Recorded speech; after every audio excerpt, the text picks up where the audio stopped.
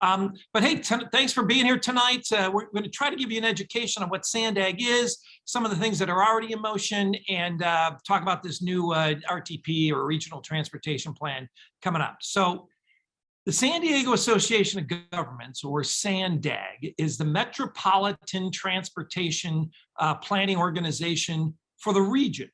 It's comprised of 18 cities plus the county. So you got 19 different entities. SANDAG receives state, federal, and local funding, basically your tax dollars, to plan and to implement the regional transportation plans for our roads, our highways, public transit, bikeways, trails, many different things, all to do with transportation to San Diego County. The Regional Transportation Plan, or the RTP, is mandated to be updated every 5 years to meet the state, federal, and local requirements. The existing approved RTP was a collaborative effort between the 19 different jurisdictions, numerous stakeholder groups, other public agencies, Caltrans, the Federal Highway Administration, the wildlife agencies, all comprise the existing regional transportation plan. So historically, about every 5 years, SANDAG tweaks the existing plan and approves the RTP to meet the new requirements that are imposed upon us, so that the promises made to the voters that we're currently collecting taxes from gets delivered. Unfortunately, with this new regional transportation plan, the new director at SANDAG, the tweaking is no longer the case. SANDAG has completely scrapped the previous regional transportation plan and is starting anew. So this is extremely concerning about this new plan, primarily because of what happened in Assembly Bill 805 that just passed, I think, in 2017. Of the 19 jurisdictions that make up SANDAG board, we all pretty much had an equal say on the board. Everybody had one vote, and then things had to be decided by both a one vote and the weighted vote. Weighted vote was based on your population. So we had to pass both of those voting thresholds to get anything done. However, the weighted vote now has been changed in Assembly Bill 805, authored by Assembly Member Gonzalez Fletcher, to change the way SANDAG votes. And basically, AB 805 allows the jurisdiction or population to call for a weighted vote to supersede the results of the tally vote or the single vote. So at the end of the day, what this really means is the city of San Diego and the city of Chula Vista have basically any vote in their favor. They have in control 50% of the weighted vote. They just need one other city to join in with them to get whatever they want, which is very concerning for the other parts of the region, particularly North County that I represent. So unfortunately, this RTP, called the 5 Big Bold Moves, allocates the majority of the proposed resources to the densely more populated areas of the region, primarily the city of San Diego and South County. And in my opinion, basically what that does is silence the rest of us for voting and coming up and approving a balanced plan. Instead, we've got a plan that basically is about 2/3 for transit and 1/3 for highways. So this new plan, what basically tries to do is get us out of our cars. So it takes away our freedoms of being able to go where we want to go, when we want to go. It takes away progress by not being able to invest, I think, in our infrastructure, which really needs the investment for our future, for autonomous vehicles and things like that. And then our prosperity of adding more and more taxes. The taxes, what they want to do is a per mile tax, which Eric or Mayor Bailey is going to be talking about, but taxing us and double taxing us. And currently there's a tax that you're already paying now until 2048. So in addition to your vehicle taxes, your car taxes, your sales tax that you're already paying, you're paying multiple ways and you're not getting what has been promised. So what we want to do is be able to educate you on what's being proposed and a little bit of the history here. I'm going to turn it over to Eric. Eric Bruvald is now going to be talking about the 2004 tax measure. Perfect. And Ben, let's see. Again, do you want to go ahead and let me do video, and then I'll turn on there so I can see my smiling mug, or else I'll just go ahead and talk without it. People don't need to see my face. So people ask me to kind of give you a background, and let me just tell you where I was in 2004. So in 2004, I was working for the Regional Economic Development Council, and we had seen lots of employers, lots of ordinary people who were really frustrated in the early 2000s with congestion around the region. It was a real problem. And for people that are in North County, you know, I'm not saying our morning commutes are sunshine and lollipops, but for those that remember, they might remember, you know, sitting for 30, 40, 50 minutes to get across the Lake Hodges Bridge or to get through the 805 merge. And so there was clear frustration in the public of what to do. In 1988, the region had passed a half-cent sales tax for 20 years, had bonded against it and done a number of programs and a number of improvements. And there was a decision made by the SANDAG board at the time to come back to the voters to extend that measure, not to add to that measure, but to extend that measure for another period of time to allow for more financing of programs. At the time, both in 1988 and in 2004, polling suggested that voters wanted a balanced approach. And I've seen a lot of stuff in chat. And I will tell you that where the majority of San Diegans were at the time was, you know, the moniker we used, a third, a third, a third. A third for local streets and roads, a third for mass transit programs, and a third for freeway and highway improvements. People didn't want to spend it all in one place, didn't want to spend it all in another place, and they recognized that especially in local streets and roads that we needed to do something to provide some more resources for fixing potholes. Well, you know, a funny thing's happened on the way to the forum. And where we find ourselves today is in a couple of places. And I think that it's probably appropriate not to blame people or to you know, sort of throw folks under the proverbial bus. Sorry for that pun.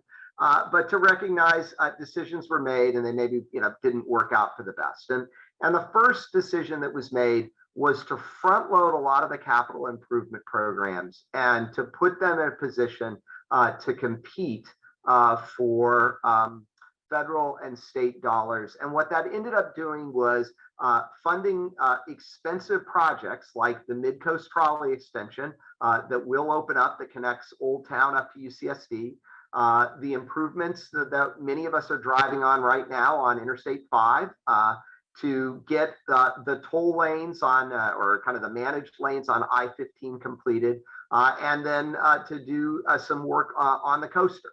And those were front loaded and bonded against. The challenging part is that the financial projections that were made in 2004 did not come to fruition. And there were both errors that were made at SANDAG. We didn't grow as fast as originally projections had, or our population growing.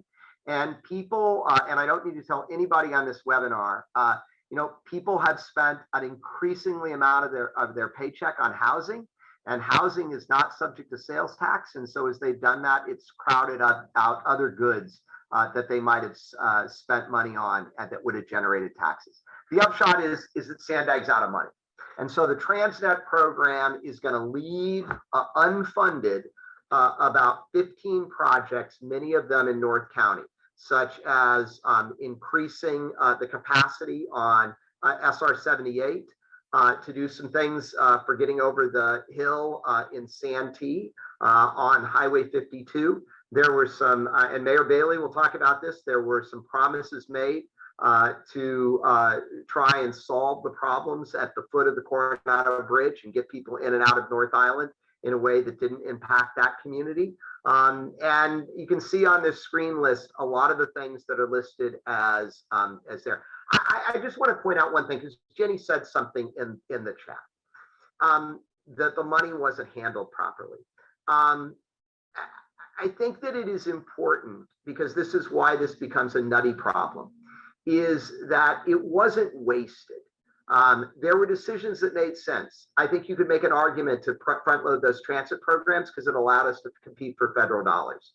And it's also the case that, you know, we just didn't grow as fast. people didn't have as many kids. The populations hasn't done, and housing prices have really checked the ability of people to move into Sandag or into.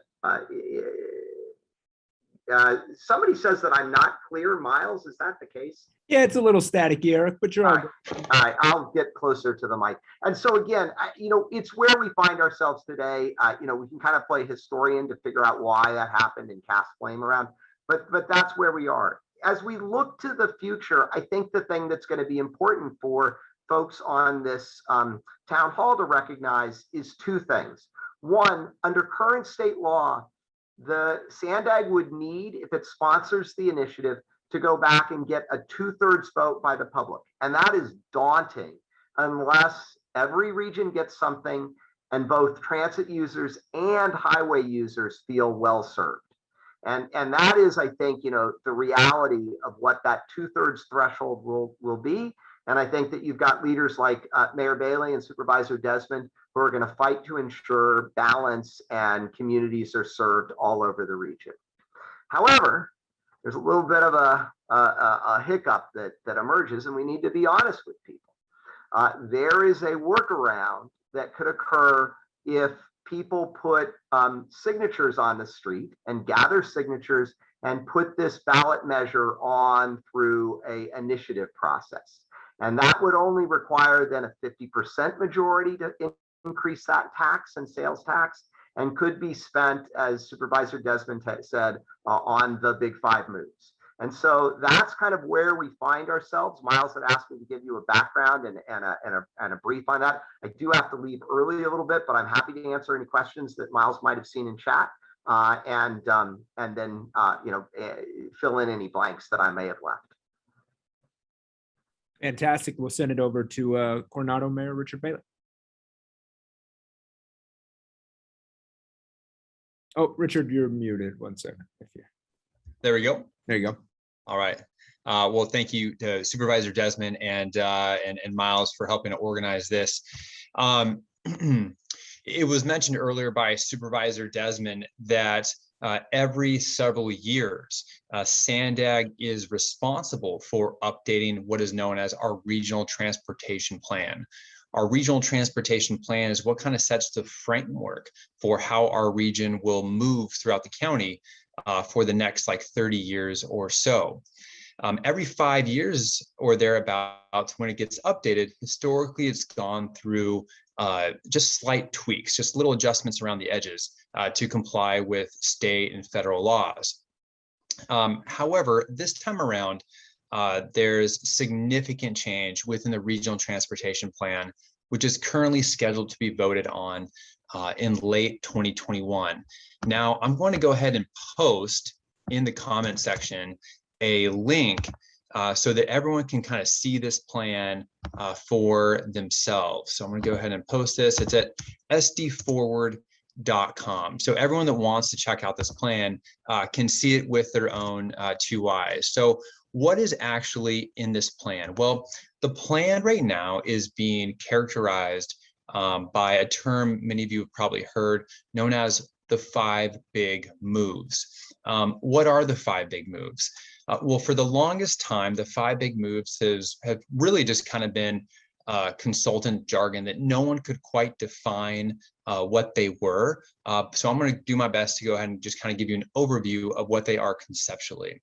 So the 5 big moves that are contained within this regional transportation plan are: 1, complete corridors; 2, something known as transit leap; 3, mobility hubs; 4, flexible fleets; and 5, an operating system.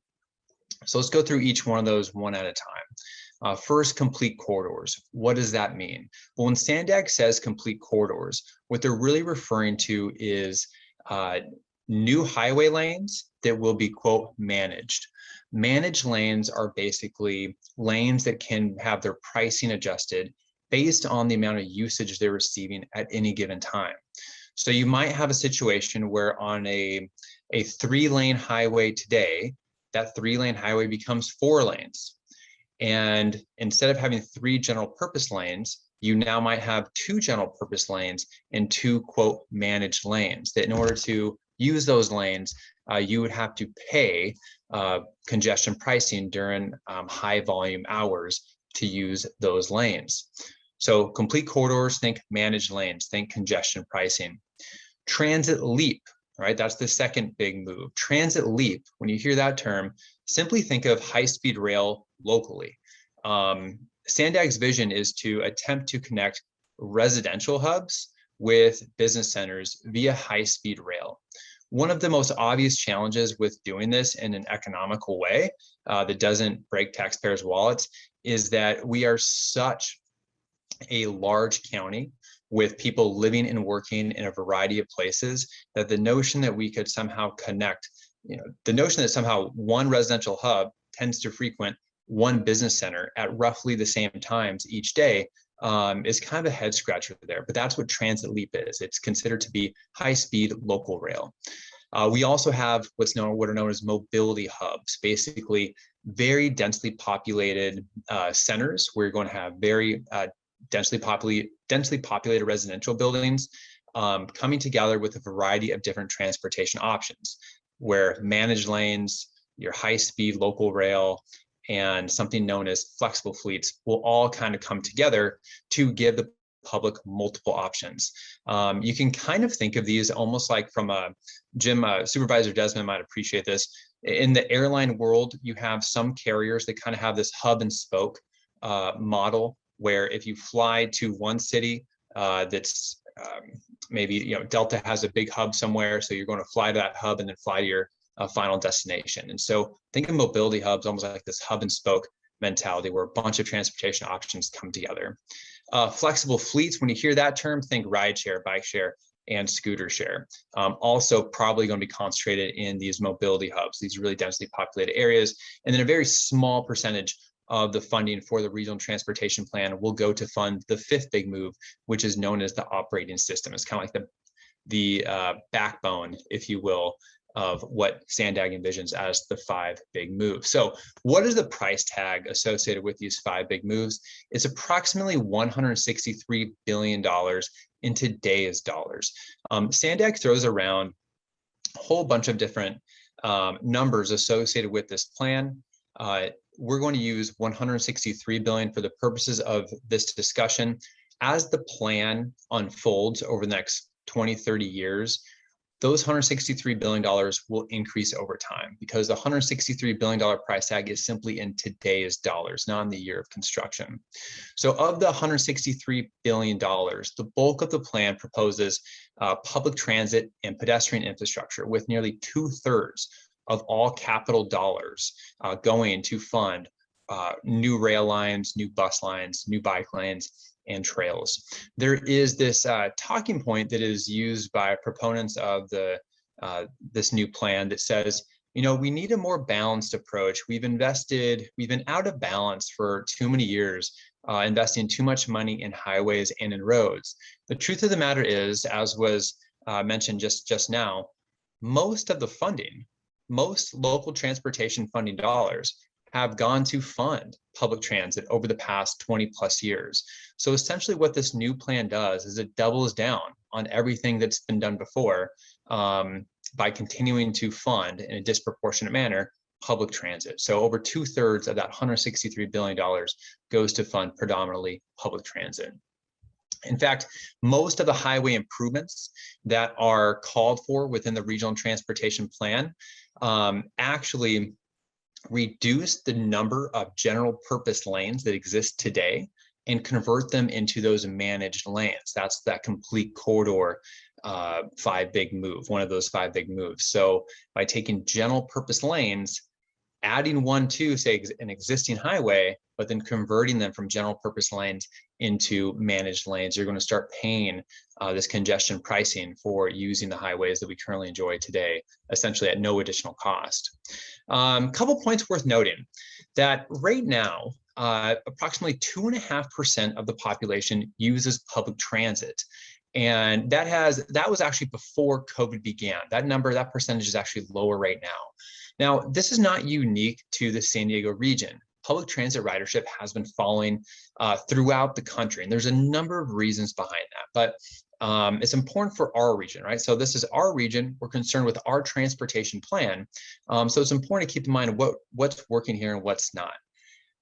Our current transit operations serve barely 2.5% of the population, and there's really no hope in sight that that number is suddenly going to start spiking upwards despite all the investments we've been making. Now, so right now we serve about 2.5% of commuters using public transit. This new regional transportation plan, this $163 billion price tag, where 2/3 of the money is going to be used to spend on even more public transit. In SANDAG's best case scenario, it only gets that ridership of transit from 2.5% to about 10% of the population using public transit within the next 30+ years. Why is this important? Because we're spending 2/3 of our money to achieve a goal which will only serve maybe 10% of the population in our best case projections. Keep in mind that there's never been a situation where SANDAG's projected ridership numbers on public transit has actually materialized. We usually come up very short. So this really means that 90% of the population, probably closer to 95%, will be subsidizing between 5 and 10% of the population. So then a lot of people are asking, how do we pay for this? How do we pay for this $163 billion? Well, right now, you are currently paying for part of it, right? So SB 1, Senate Bill 1, a new gas tax that passed not too long ago, raised our gas taxes to 51 cents per gallon. Transnet, which we just discussed, was passed by voters in 2004. That increased sales tax by 0.5% that we're all paying in San Diego County every time we purchase a good. We're paying that for another 27 years. This money was supposed to go to fund a lot of roads and highways that the previous panelists mentioned are now off the table because SANDAG kind of ran out of money. We also pay for an annual vehicle registration fee. So that's all what we pay for right now, what we will be paying for the foreseeable future. But there are new taxes in addition to that. There is a new local sales tax that would apply countywide. So you're looking at a 1% increase in sales tax. You're looking at a new MTS sales tax, meaning that if you live in a jurisdiction that is currently served by MTS, then your jurisdiction would be basically told to pay an additional 1 cent sales tax over and above what they're currently paying now. That will go to fund transit operations. Then the state is looking at putting in a per mile fee of somewhere between 2 to 4 cents per mile for every mile you drive. That would be administered by the state. Then you have a local per mile fee that is called for, which is going to be somewhere between 2 to 4 cents as well. This is going to be in addition to the state fee. And then you also have, if any of you use a ride hailing service such as Uber and Lyft, and you decide to take this, continue to use this service, but on a solo basis, you will be assigned and charged an automatic fee of $1.25 per trip. Or if you try to, say, do an Uber pool or a Lyft pool, right? Reduce the number of cars that are on the road and share in the expense with someone, you will be charged approximately 60 cents, an additional fee for the privilege of taking that Uber pool. So that's kind of where the funding comes from. And there is, although some in SANDAG and some of the state will say, well, as we implement these per mile vehicle fees, we're going to that's what's going to replace the gas tax. However, just quick back to the napkin math shows that even if that's the case, which when was the last time the government ever repealed a tax that already existed?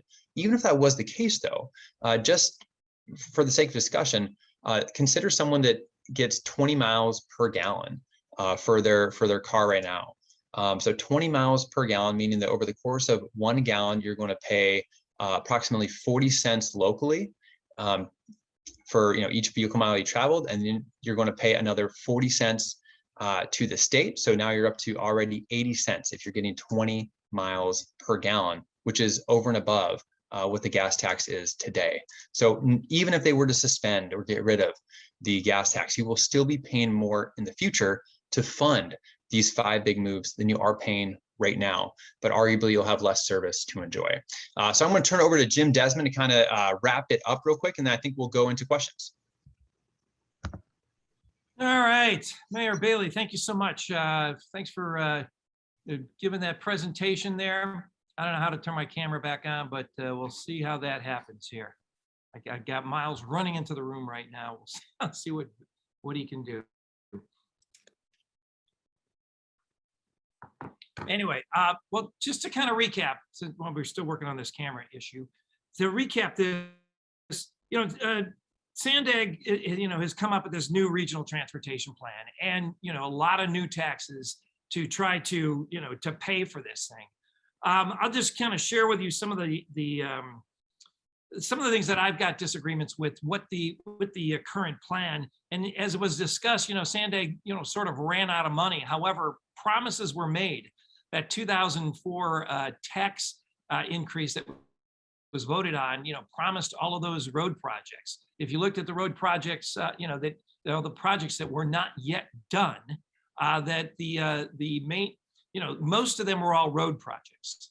And particularly near and dear to me in my heart, the project on the 78, the HOV lanes that were promised for 2 HOV lanes in each direction on the 78, which would connect to the HOV lanes that are coming up the 15, and that would connect to the HOV lanes that are coming up the I-5.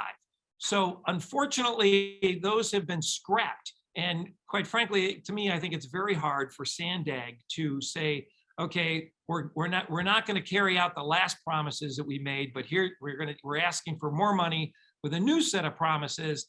I think they have to fulfill the previous promises before and first out of the gate before doing anything else. Another thing that they're putting a lot of money and effort into is this new Grand Central Station, which is going to be located where Spa Wars is. It's where the I-5 and Coast Highway come together.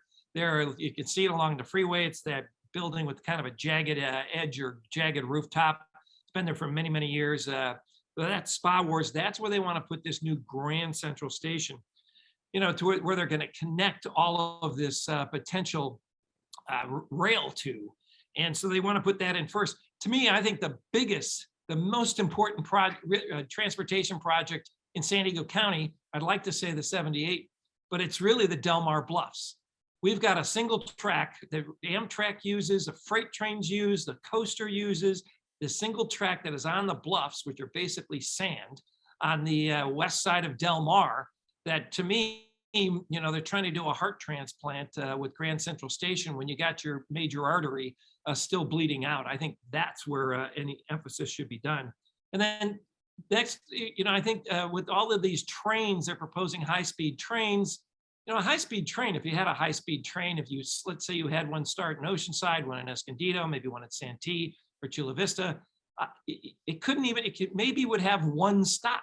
I mean, by the time you get this train up to speed and then slow it down and then stop somewhere, it just doesn't, it's not very efficient. So I think really what we should be, relying on and working towards, Tesla's not listening to, about trains and buses, Ford, GM, Toyota, all the car manufacturers are looking at building autonomous and electric vehicles. I think that's what's going to help clean up our greenhouse gases. I think technology is really where we should be focusing on that new technology, putting that technology into our roads and infrastructure so cars and vehicles can talk to each other, get us out of the driver's seat and let the computers do the driving.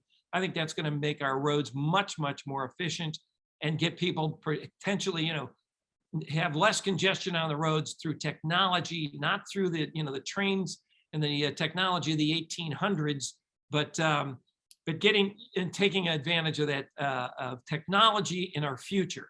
So that's kind of my little take on this. I know we've got some questions from some of the people out there, and when you signed up for this webinar, this town hall, there was many questions. So I'm going to go back to Miles and have you ask some of the most asked questions on that when people signed up. What was that?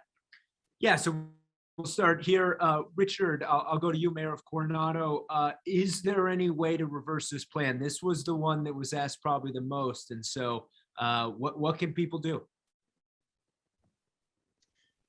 So from a just practical standpoint, the answer is yes. I mean, this plan could be reversed. It would require the SANDAG board to decide to vote against it. And right now, this plan is currently finishing up its environmental review. There'll be a draft environmental analysis within the next few days. And then the SANDAG board will be asked to vote on this later in 2021. Right now, the voting composition of the board looks as though it is very likely to pass. From a public engagement perspective, as cheesy as it sounds, it can make a difference. Contact your local representative. So as Supervisor Desmond mentioned earlier, each one of you has, no matter where you live in the county, has a direct representative to the SANDAG board. It's oftentimes the mayor of your city, or if you live in the unincorporated part of the county, it is your supervisor. Contact their office, be persistent, let them know what you like and do not like about the plan, and hopefully try to persuade them.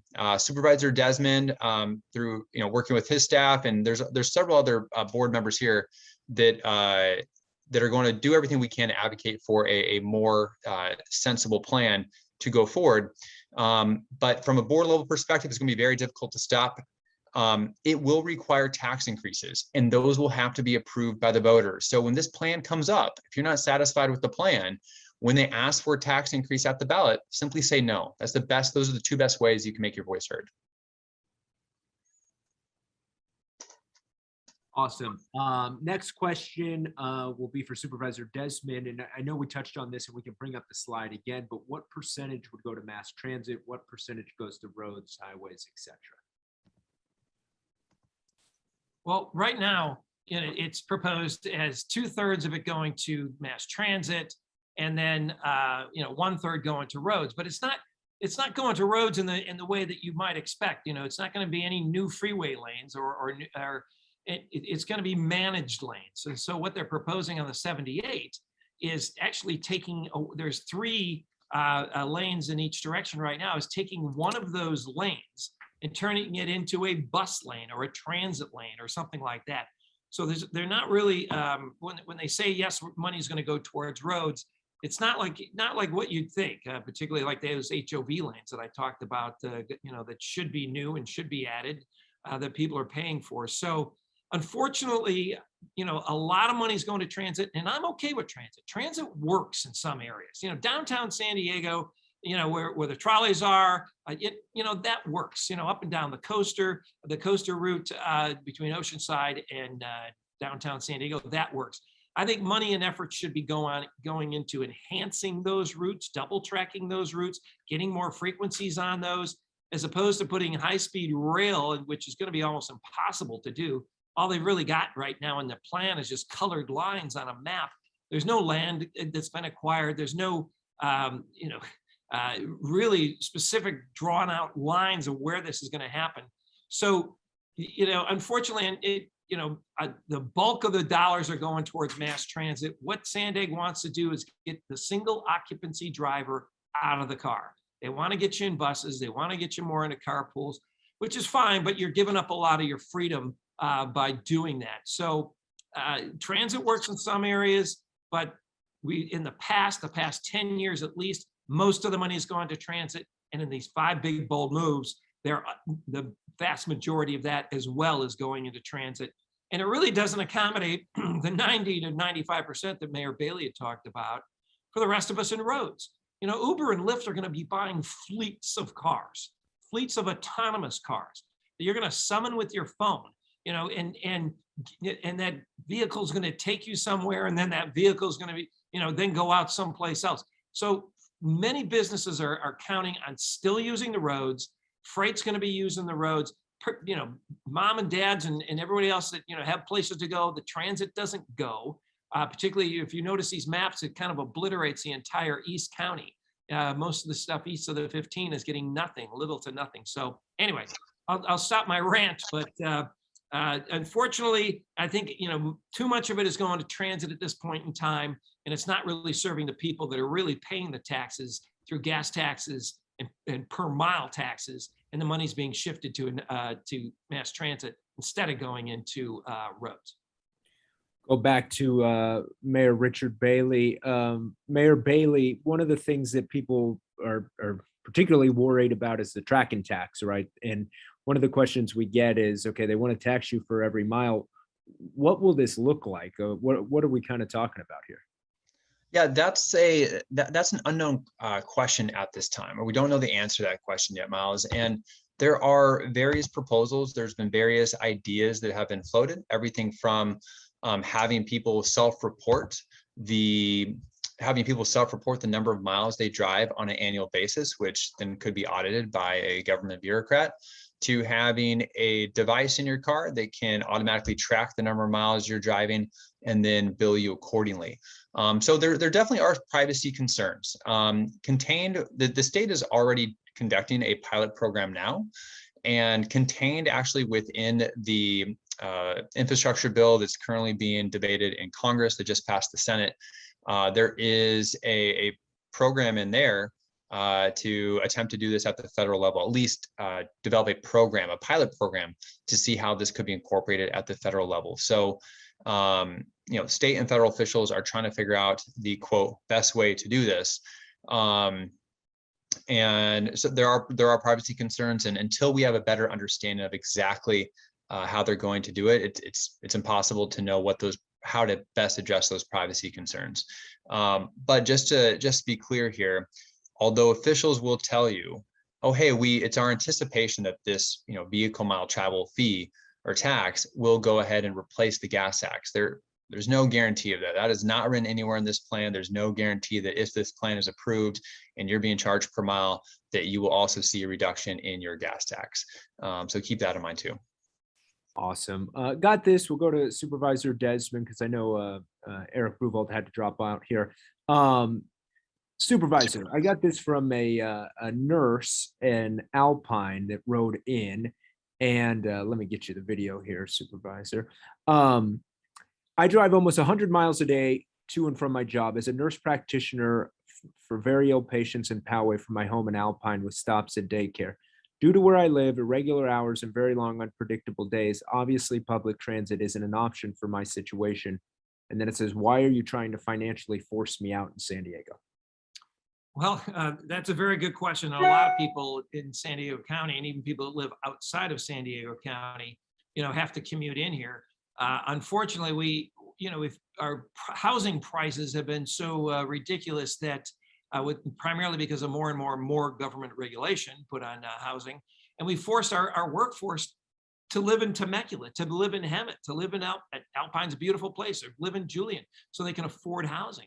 And in mass transit just doesn't make sense for a lot of people. And like I said, really what it does is it takes your freedom away of going where you want to go, when you want to go. So I really think it's, one of the issues that SANDAG is trying to achieve, which I think is good, is they're trying to reduce the greenhouse gases. And so for the people that live in Alpine and the people who live, in the outskirts or in Riverside County, we forced them out there, and now we're complaining about the greenhouse gases and the traffic and everything that are emitted.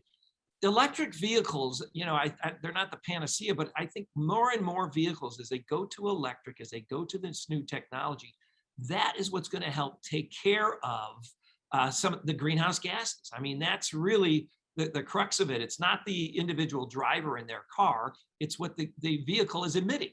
So if we're emitting a lot less greenhouse gases with, electric vehicles, I think that's really going to be the solution.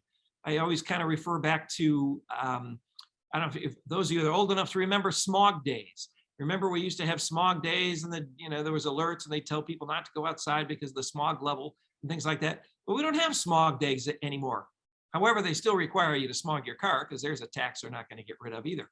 But we don't have smog days anymore. What fixed that? Technology fixed that. There's like 4 times as many cars on the road now than there were previously, but technology with getting a lead out of the gas, getting more cleaner engines, technology fixed that. I think technology is going to help fix the greenhouse gases, which is what they're trying to achieve, which is noble. I think, my mother told me if you make a mess, clean it up. And we need to stop emitting as much greenhouse gases into the air that there are, but electric vehicles are going to help to do that. And then with an electric vehicle, somebody who lives in Alpine who wants to have, needs to have the choice other than mass transit, they need to have the roads. And one of the things also about roads that I just want to kind of quickly, explain is another promise in the 2004 tax which you are going to be paying until 2048, regardless of those projects or getting those projects done. You're going to continue to pay that tax to 2048. Besides the 78, the 67 was also promised. The 67 really needs to be 4 lanes that for fire evacuation. We need roads in the unincorporated areas for the fire evacuations and safety. So I know I'm another long-winded answer here, but to people who need to use their vehicles, particularly if they live, not close to a transit hub, or they don't work right next to a transit station or things like that, they're going to need vehicles. We got to support those people. They're the ones going to be paying the taxes. So I'm going to fight to do everything I can to do that. And I see, what keeps popping up in the chat is what do we do about it? And as Mayor Bailey said, we need to, you need to contact your SANDAG representative. You need to contact your neighbors. You need to contact and let people know, hey, this is crazy. They're using 1800s technology. They want to get us out of our cars and put us in trains and buses. I want to keep my freedoms. I want to keep my options. And you need to show up at meetings. We have many people. I served on that SANDAG board for over a decade, and most of the people that came and showed up to talk were transit riders, transit people. They wanted more and more transit. We didn't see the people that are, that couldn't make it there. The ones that had regular full-time jobs besides coming to a SANDAG meeting. But we need to hear your voices. We need to hear you, and with Zoom and things like that now, it's a lot easier. We had well over 100 people at a county board of supervisors meeting the other day, and they're mad. So you need to get mad too about how your tax dollars are being spent on you're being promised roads and you're not getting it. Awesome. Thank you, Supervisor. We'll go back to Mayor Bailey. Kind of a similar one, but here Jackie in Lakeside said, this does not help the average San Diegan who commutes coupled with rising gas prices. I heard you talking about today, Mayor, that this kind of affects the middle class, the lower income folks the hardest. That's right, Miles. It really does. Public transit is what is known in economic terms as an inferior good, meaning that as people's economic conditions improve, they tend to shy away from transit. They use less of it. Instead, they purchase a car because a car gives them more choices when it comes to going to and from work, what job opportunities they take advantage of, how to spend more time with friends and family. And so to increase the price of achieving or acquiring that superior good ultimately punishes the lower income and middle class San Diegans more than the upper income San Diegans. And so that comment is spot on. Couple points I want to follow up with Supervisor Desmond on. In the comment section now, I'm copying and pasting a link to the SANDAG Board of Directors. Take a moment, click this link, and find out who your representative is. So every single representative to the SANDAG board is listed at this link. You'll find yours. Please contact them to share your thoughts on this regional transportation plan. The other point I want to make, Supervisor Desmond mentioned the advantage of electric vehicles. Well, for the longest time, whenever a regional transportation plan was updated, more often than not, the biggest changes that were made were in response to new state standards for reducing greenhouse gas emissions per capita. So that's why you started seeing tweaks in the regional transportation plan. The state required those tweaks to try to reduce the number of greenhouse gas emissions per capita. However, as the public started adopting more fuel efficient cars, both electric cars and then also, combustion engines that just got better gas mileage, what the state did is that they actually pretty much eliminated that requirement, or excuse me, not eliminated, but they added a new requirement. So now it's no longer enough to reduce greenhouse gas emissions within your regional transportation plan. You have to reduce vehicle miles traveled. So the state now requires, even if we were to reduce greenhouse gas emissions to 0 as of tomorrow, the state would still require us to put together a plan that, quote, reduced vehicle miles traveled per capita, which is, it's just kind of ridiculous. It begs the question. I think it creates a lot of suspicion as to whether or not the state really wanted to reduce greenhouse gas emissions, or if they're more concerned about just getting people out of their cars. And based on their latest decision to require reduction in vehicle miles traveled, even if those vehicle miles traveled are releasing 0 gas emissions, I think the state has a lot of explaining to do. So many of these decisions, of course, are being made by your local representatives. Check out that link. I'll post in the chat box again. Contact your representative. And then also keep in mind who your state representatives are. Many of these requirements the SANDAG has to meet are imposed by state officials as well. So keep in mind who your state representatives are and make your votes accordingly. Richard, if you could stay there for a second. One of Sure. the things that is, I don't know, it's a bit confusing is you're on SANDAG, you're a SANDAG board of directors, but you don't work for SANDAG. Can you kind of explain the differences there? Because some people go, well, you're on SANDAG, Richard, you need to fix it. Can you explain that a bit? Yeah, that's a great question. And the answer is I am trying to fix it. As Supervisor mentioned, there are 19 board members on the SANDAG board of directors. The executive director of the organization reports to all of us as board members. Who do the board members report to? Well, they're supposed to report to their constituents and the jurisdictions they represent. So when I go to SANDAG, my job is to represent the interests of the 26,000 residents that call Coronado home. Supervisor Desmond, when he was on the board, his job was to represent the interests of the people that he represents in his district, with of course an eye towards how all these decisions connect regionally. People in Coronado don't just stay in Coronado, they go drive out to East County, they drive to downtown San Diego, which is why it's really important to have this kind of collaborative style to make sure that the entire region is being served. So my job is to represent my constituents' interests with an eye towards the region. That's the job of every single board member. Unfortunately, right now, depending on what side of the aisle you fall on, there are a lot of board members that are increasingly marginalized now because of the new voting structure at SANDAG. So SANDAG is effectively run by basically 3 or 4 or 5 jurisdictions that can kind of control the vote and determine how your tax dollars are spent on transportation projects. So it's an uphill battle for sure. Appreciate it, Richard. Getting back into this, go to Supervisor Desmond. One of the things people have asked about, and I know Eric Gruvald mentioned it as well, Supervisor, was the 2004 plan. We were promised all these projects, and I know we went into it a bit, but what happened to those projects? Why didn't we get them? Well, Eric said we front loaded and all the projects, the transit projects, like the Mid-Coast Trolley projects, some went in the blue line, the orange line, many different transit projects, and even monies that go into North County Transit District and money that goes to MTS. We front loaded those projects because we said, okay, we'll do transit. We'll try to get that out of the way. We'll try to reduce some of the congestion out there. And it was front loaded with all those projects. And basically we borrowed against future dollars. We borrowed against many future dollars so that basically we have more debt right now than we have money coming in. And so basically we're not really going to get any new money in until like 2035, I think it is, because of having to pay the debt on all the monies borrowed to get some of these projects done earlier in mass transit. And as Mayor Bailey had mentioned, we still only have about 3. It didn't move the needle at all, hardly, as for the number of people riding mass transit.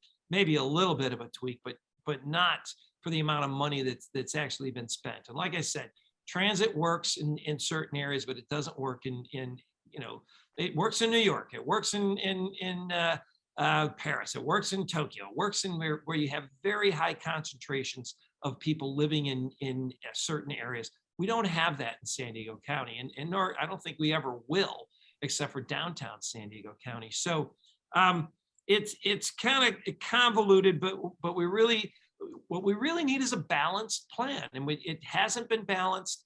The promises have been made, and like I said, in that 2004 vote, where I think Eric had it up, the actual ballot language, it showed all of the freeways that were going to get improved, and some of them did, many of them didn't, and your people are paying that tax till 2048 and are not going to be getting those projects delivered. Matter of fact, they're just trying to erase them off from people's memory, and they're coming to you with their hand out again. So I really think it's got to be promises made, promises kept, if you want to keep collecting more and more tax dollars from the citizens of San Diego County. So one thing that, we was mentioned is what does go to a vote are the sales tax increases will go to a vote. And, we got to defeat those sales tax increases when they do.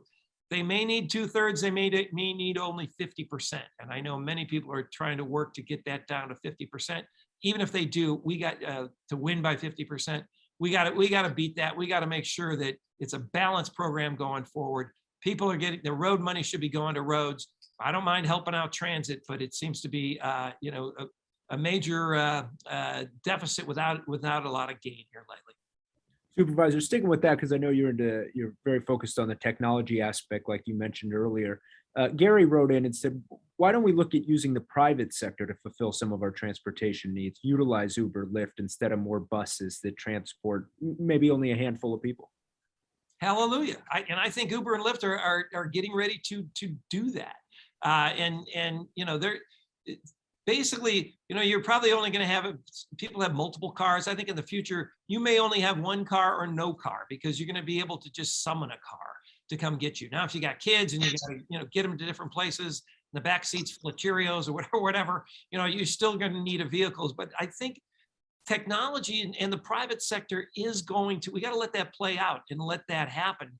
And, we put in the infrastructure. I was an airline pilot for 30 plus years, and airplanes in the 1990s were able to talk to each other. Jet aircraft at high altitudes the airplanes were able to talk to each other. And if it looked like there was going to be, somebody getting a little bit too close to the other one, there was a command that went to one aircraft to climb, the other one to descend. So they were already talking to each other and transmitting data back and forth. That can be done with vehicles. That can be done with cars. Cars, like I said, can be just computers on wheels. And we need the infrastructure. We need the Wi-Fi. We need fiber optic. We need all the infrastructure. So in the vehicles themselves, but also in the roadways, at the intersections. Maybe instead of having red lights and green lights, cars just move through slowly, and without having to actually stop. There's so much that technology can do. You can move electrons on a circuit board, and figure out all these calculations in a nanosecond. I think we can do the same thing on our roadways. And I think that should be the future, not trains. Awesome. Well, we've got about 5 minutes left. And so I want to send it over first to Mayor Bailey and kind of give us a final thought. I know you kind of summing it up. You're on the board. What can people do? Give us a final thought. My final thought is this. Ultimately, the people are going to have a decision on this plan. Whether or not your representative actually supports your view of this matter or not, you will have a final say. And that final say will come at the ballot box, either to re-elect your representative to SANDAG through your votes for your city council and supervisor, or when SANDAG comes to you and asks for a tax increase. If they ask for that tax increase and you're not absolutely convinced that you're going to get what you want and what is promised to you and has been promised to you, then I'd encourage you to vote no. I'd encourage you to tell all of your organize your neighborhood, organize your community, organize your family, organize your friends, and vote no. And make sure that the politicians representing you right now know that you are firmly opposed to any tax increases, especially those that aren't actually guaranteed to support the infrastructure that you use. Make your voices heard. It might not feel like it makes a difference, but it truly does. Fantastic. Supervisor Desmond, same kind of thing. What's your final thought as we move forward? Well, I don't know. I have so many. But, we need, I thank you all for everyone for signing on to here. We had, it looks like, a couple hundred people or more on this town hall. We're going to continue to do this in different areas of the county and try to get people informed, and this isn't really a partisan issue. I don't think this is more, what do we want to do as far as transportation in San Diego County? And it just isn't working right now. And they keep wanting to do the same old thing. So, get involved, come to the, to the meetings, speak out at the meetings, find out we're going to be putting out videos hopefully soon on how to speak out at some of these meetings and to dial in and whatever it is you need to do. But get involved, stay informed, just like you're being here tonight. We appreciate it. Get your, like Richard said, get your neighbors, get your friends, let them know, hey, this is something that we have some power and control over. Let's do it. Let's take advantage of it. Let's make it better. I mean, we all want San Diego County to be a better place. And I think the future and technology is going to take us there, not the past. So thanks everybody for being here tonight. Thanks for checking in. Miles, you got any parting thoughts here before we sign off? And if we didn't get to we're looking at the chat and trying to get as many answers in as we could. Contact my office. Happy to hear from you. We'll continue this conversation until we get it right. Thanks a lot.